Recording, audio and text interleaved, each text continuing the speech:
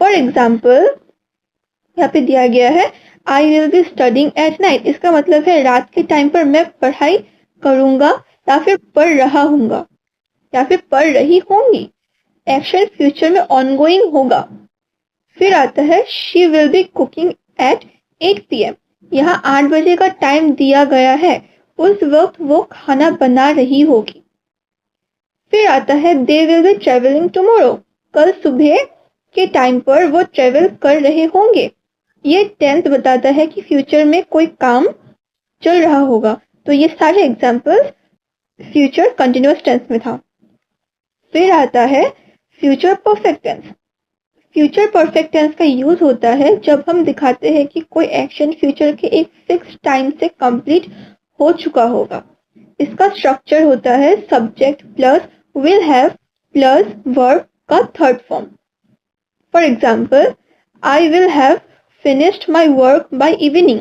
इसका मतलब है शाम तक मेरा काम कंप्लीट हो चुका होगा। She will have complete the course by next year. अगले साल से पहले उसका कोर्स पूरा हो जाएगा। They will have reached home by 10 PM। 10 बजे तक वो लोग घर पहुंच चुके होंगे। इस टेंस में एक्शन फ्यूचर में कंप्लीट होता है। यहाँ पे एक निर्धारित समय दिया गया है, इसीलिए ये फ्यूचर परफेक्ट टेंस में है। फिर आता है future perfect continuous tense. Future perfect continuous tense का यूज होता है जब हम बताते हैं कि कोई एक्शन फ्यूचर में एक पॉइंट तक कितनी देर से कंटिन्यू हो रहा होगा। इसका स्ट्रक्चर होता है subject plus will have been plus verb plus ING. For example I will have studying for 3 hours by night.